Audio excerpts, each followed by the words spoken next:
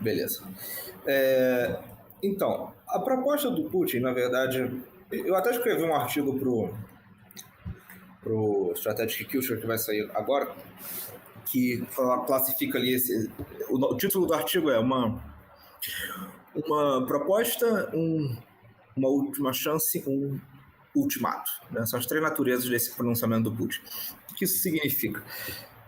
Ele fez esse pronunciamento na véspera da Conferência da Paz, né, organizada pela Ucrânia na Suíça, reunindo ali apenas o bloco ocidental, e nem todo o bloco ocidental, os próprios Estados Unidos não estão participando oficialmente. A Kamala Harris foi para lá, mas de forma extraoficial, porque o Biden mesmo... Kamala Janis. Ah, ok. Ela foi para lá de forma extraoficial, na verdade, porque o Biden não confirmou participação americana, então, enfim.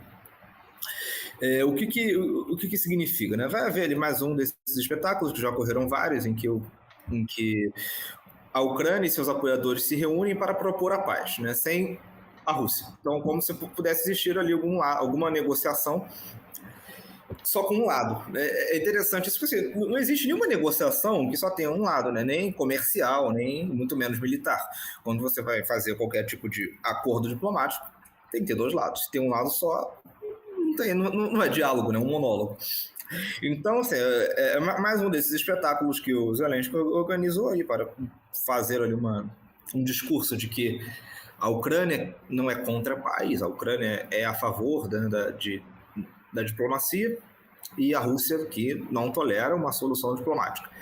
Bom, além de não haver possibilidade de diálogo apenas com um lado em campo, há a questão realista do conflito, né? O lado vencedor é o lado que estabelece a paz, é o lado que coloca os termos, e o lado derrotado, né, obedece.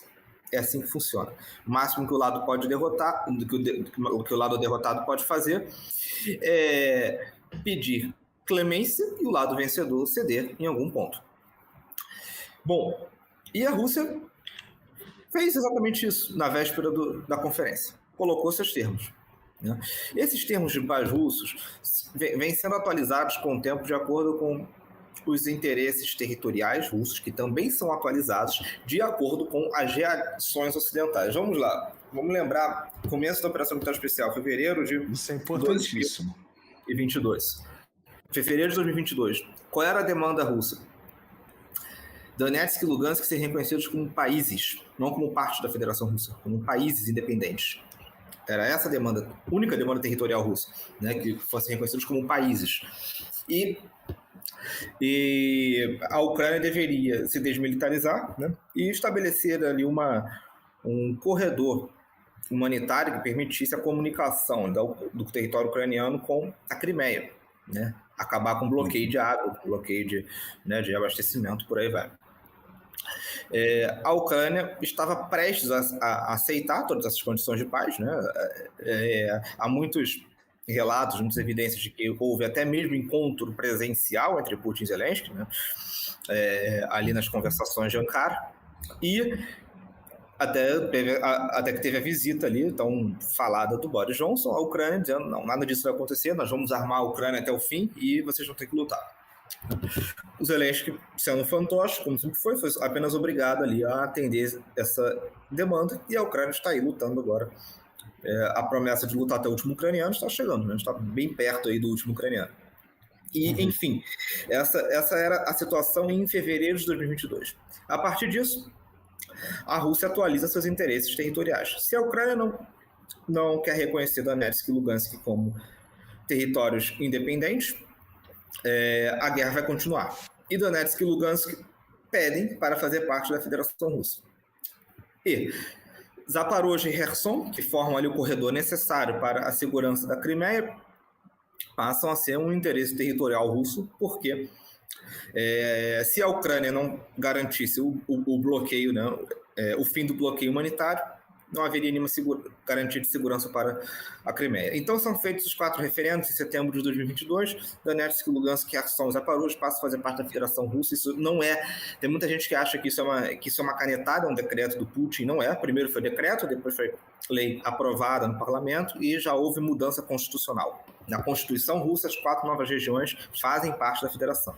né? A Crimeia já há 10 anos, né? Não é nem considerada nova região, né? Então, essas são as 4 novas regiões da Rússia.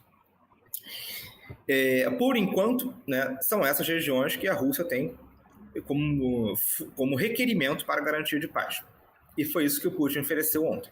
Que a Ucrânia reconhecesse as 4 novas regiões e se comprometesse com a desmilitarização, ou seja, não buscasse filiação à OTAN, né, que é a condição básica que a Rússia pede para que as regiões civis, né, ali nas suas fronteiras não sejam atacadas. Se a Ucrânia se comprometer em não entrar para a OTAN e se desmilitarizar progressivamente, a Rússia acaba com as hostilidades, né? E, claro, se comprometer a retirar as tropas ali das proximidades territoriais. Então, a oferta do Putin foi muito básica. E ele, salvo engano, ele até usou o termo banho de sangue. Ele disse, né, se isso não for obedecido, daqui para frente a OTAN é responsável por todo o banho de sangue que vai acontecer. Isso. Ou seja, e aí o que seria uma proposta vira uma última chance para a Ucrânia, né? Ou aceita, ou a partir de agora é um banho de sangue. E a última chance vira um ultimato.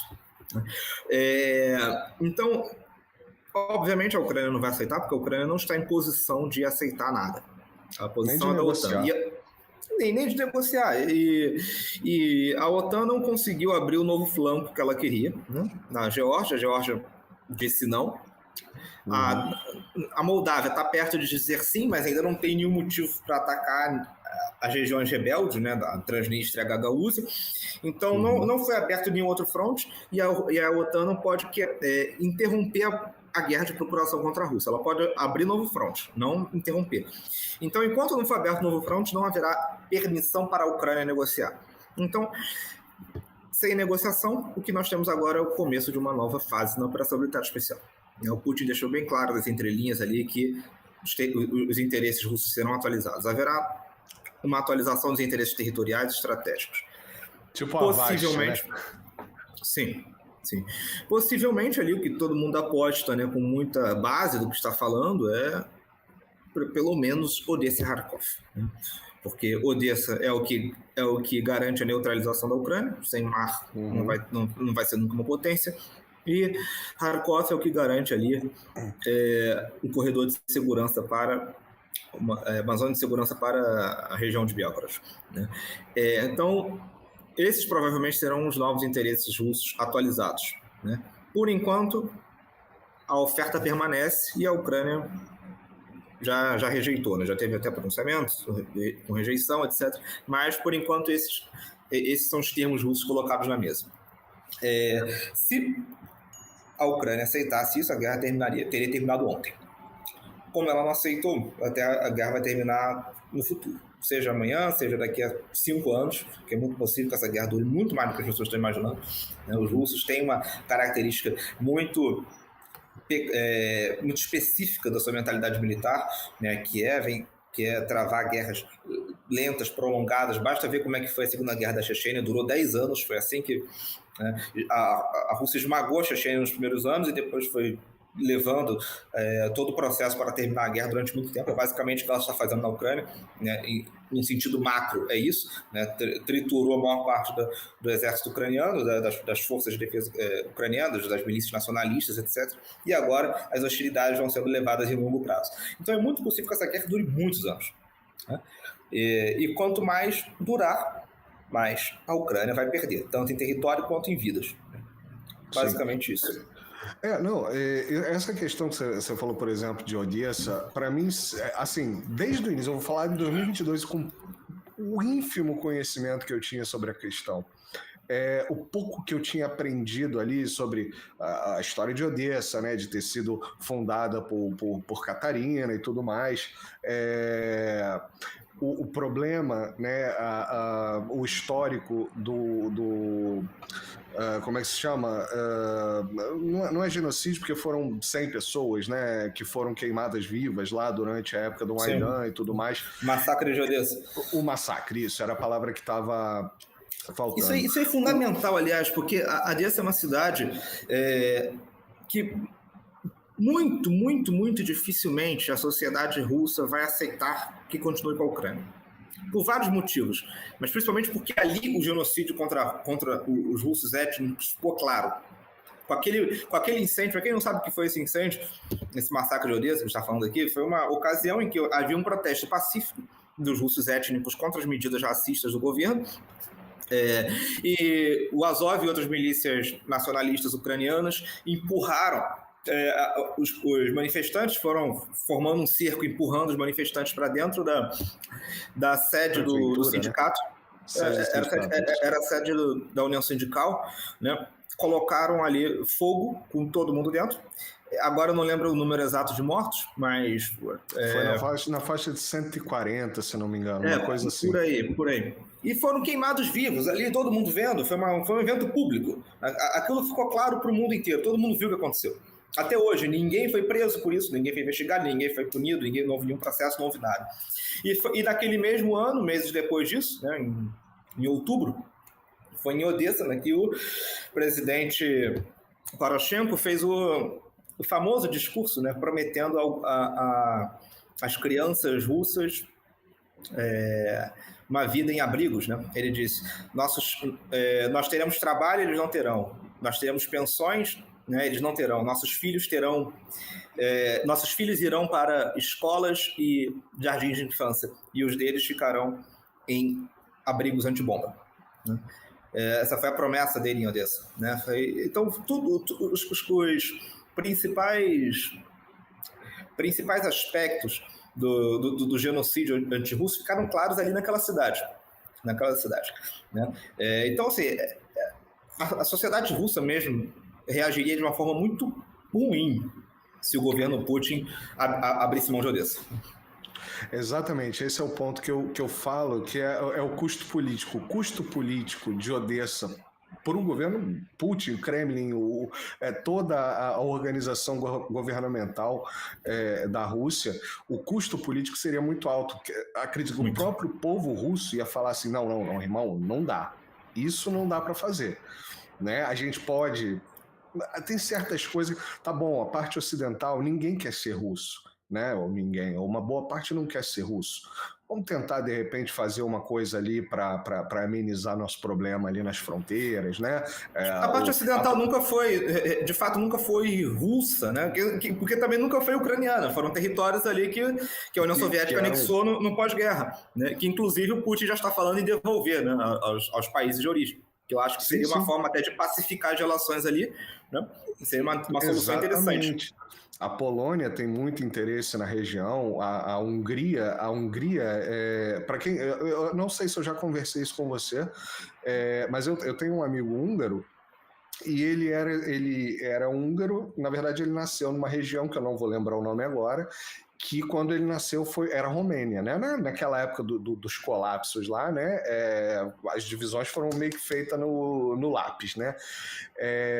E ele nasceu romeno, ele tinha passaporte romeno, e em algum momento houve ali um desenrolo e eles falaram, não, tudo bem, olha só, essa região se sente húngara, vamos retraçar aqui as fronteiras e tudo mais, e a região onde ele nasceu passou a ser húngara, passou a ser Hungria, e ele passou a ter... E para você ver, assim, o sentimento, né? O que ele me disse foi o seguinte: assim que eu virei húngaro, eu peguei meu passaporte romeno e joguei na privada e dei a descarga.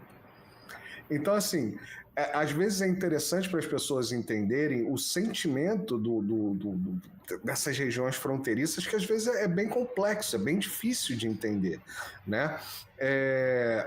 E você vê a própria reação do Orbán com os ucranianos pegando a galera da região, né, que é étnica húngara, né, e mandando para frente de batalha, e falando, cara, essas pessoas não querem participar disso. Eles se sentem húngaros, e nós, como húngaros, queremos proteger essas pessoas que são húngaras, né? Que tem a tradição, tem toda a força, sei lá, o tradicionalismo húngaro. Então, assim, eu acho que é importante pontuar essas coisas, sempre que eu posso eu tento pontuar, porque para nós brasileiros a gente viveu num país que foi mais ou menos unido desde sempre. Ele sempre foi mais ou menos o que ele é, né? A gente tem ali o Uruguai, que se separou, e ao mesmo tempo é muito complicado, é uma coisa que depois um dia a gente até pode conversar sobre isso. A gente falar sobre essa questão do separatismo, né? Pô, falar maneiro, não sei o quê, porque nós, como brasileiros, a gente tem que se preocupar também com os movimentos separatistas no Brasil, e a gente não quer que aconteça, né? São casos diferentes, não tem nada a ver uma coisa com a outra, né? Mas a gente vê se refletindo muito, por exemplo, nas votações da ONU. Alguns países que até queriam votar a favor se abstêm porque, pô, não, a gente, né, não pode impulsionar essa ideia, senão daqui a pouco essa ideia cresce no nosso país e tudo mais, né? Mas, enfim, fui embora do assunto, né? Mas então, aí agora a gente tem um ultimato do de Putin, né, para essa questão, e você entrou na questão da conferência da Suíça, né? Teve um comentário aqui que falou: a Rússia pode ir na conferência da Suíça. Eu vi isso, né? Mas o Lavrov mesmo falou: não, a gente pode ir, mas a gente pode ir como espectador. Né? O que adianta? Depois eles vão vir pra gente com um papel assinado e falar: é isso que vocês têm que fazer aqui, obrigado, boa tarde. Tem fondue ali na esquina, se vocês quiserem, podem comer. Né? Como é que tá essa questão da... Vou até jogar aqui meu último artigo falando sobre isso, para poder sair aqui. Vou jogar na... Me manda o link que eu boto na descrição. Ah, boa. Tá. Boa. Mas o chat fica ruim porque não gera o link. Vou te mandar no... Me manda uma coisa que eu boto aqui. É isso. As pessoas têm que entender que, como eu falei, é o lado vencedor que está... Ih, perdi você. Perdi o Lucas. Voltou, peraí. Tá travado. Vamos voltar do início. Voltei. O lado vencedor que é? Voltei. Estabelece o fim de conflito, né? Porque estabelece os termos. Não é nunca o lado derrotado.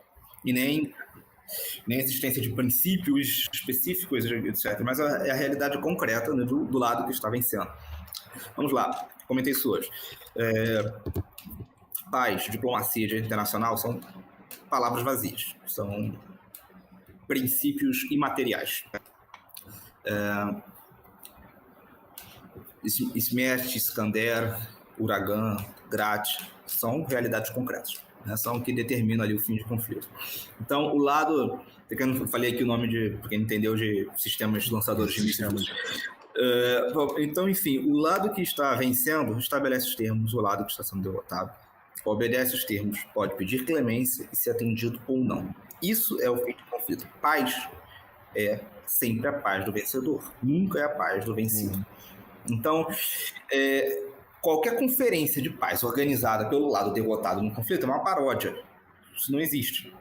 Qualquer conferência de paz tem que ser liderada ou pelo lado vencedor ou por um terceiro convidado com a anuência do vencedor. Então, é claro, o Brasil, a Arábia Saudita, a Turquia, né, qualquer país parceiro ali, estratégico pode mediar a paz, organizar uma conferência, pode, com a anuência do vencedor. Nunca a mando do vencido. Então, isso que está acontecendo na Suíça é uma paródia. Nada mais do que uma paródia. O Zelensky vai fazer a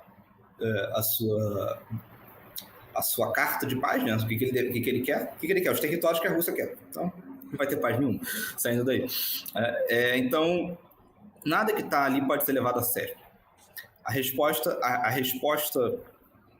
não foi nem uma resposta, na verdade, porque foi anterior, né? O Putin falou isso anterior, um dia antes da conferência na Suíça.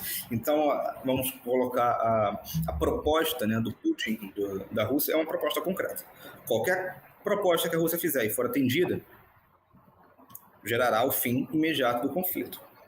Qualquer proposta que a Ucrânia fizer será apenas uma palavra vazia, não vai significar nada, porque a Ucrânia não está em condições de demandar nada. Então, essa é a realidade que as pessoas precisam entender. A Rússia ir para uma conferência como espectador, né, como um integrante da plateia, é um reforço ainda maior de que é uma paródia. A Rússia vencendo a guerra vai ficar assistindo que o lado vencido vai propor como paz, e ela vai concordar ou não. Não faz o menor sentido. Isso não existe. Não foi... Fala, pode falar. Desde o início, né, cara, essa coisa do 12 pontos do Zelensky é ridículo. Você não precisa ter um QI acima da temperatura ambiente para entender que aquilo é uma proposta de capitulação. Olha só, você tá me metendo-lhe a porrada, tá? Mas tá aqui, pra eu parar de apanhar, você precisa parar de bater, sair de perto, devolver minhas calcinhas, fazer tudo. É isso. É basicamente isso, né? Assuma que você perdeu, mesmo me lambendo no pau, que tá tranquilo, tá de boa, não pega nada. E assim, aí sabe o que é interessante? É o establishment ocidental. Isso é uma questão que eu acho muito interessante. É a visão do establishment ocidental, que eu consigo ver esses caras, consigo imaginar na minha cabeça esses caras, um falando com o outro, aí liga para a Rússia e fala assim, não, a gente tem uma proposta de paz aqui, você tem que fazer isso aqui. Aí o Putin pega o telefone e fala, irmão, você tá de sacanagem, né? Valeu, liga quando você tiver alguma coisa concreta. Desliga na cara deles.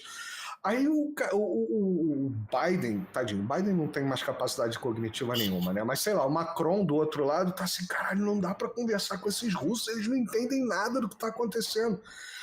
Sabe, eu tô muito errado na forma que eu tô pensando, porque pra mim, assim, é uma desconexão total com a realidade, que é ao ponto deles acharem que realmente estão ganhando alguma coisa, que realmente a Rússia está perdendo, né, alguma coisa nessa história. Aliás, é muito interessante. Hoje, quando eu estava dando uma rodada no Twitter aqui rapidinho, a segunda ou terceira hashtag mais trend do dia era Russian Banks Collapse. Russian Bank Collapse. O rublo deu uma caidinha, aí amanhã você pega a linha do rublo, né? Você vê que ele tá, e na verdade não é o rublo que tá para cima e para baixo, né? É o dólar que tá para cima e para baixo ali com relação ao rublo, né? O rublo tá se mantendo cada vez mais dentro da Rússia, né? Mais sólido um pouco assim, né? E o que tá fora, às vezes a gente perde essa percepção, né? Que a gente pega ali, a gente se baseia no dólar, o rublo tá aqui variando pra caralho, mas a gente tá baseado no dólar, né? O rublo tá baseado no rublo, tá baseado na indústria da Lada, na indústria militar, no petróleo russo, né? Então realmente, assim, me parece que esses caras acreditam de verdade que, assim, Russia's in tatters. Eu não duvido. Você vê essas decisões todas recentes, mostram que não tem uma capacidade estratégica, racional, movendo esses líderes ocidentais. Não tem. Realmente não tem. São decisões feitas por pessoas absolutamente incapazes, né, de realmente administrar um Estado, né, uma organização internacional, etc.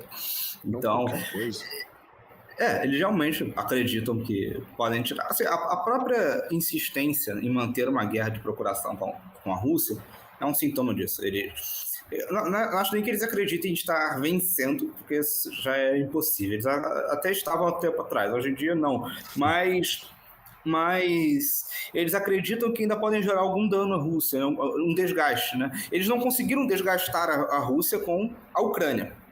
A Rússia conseguiu neutralizar ali a ameaça, né? Não acabou com a guerra, claro, mas ela conseguiu neutralizar a ameaça ucraniana que poderia existir em menos de 2 anos.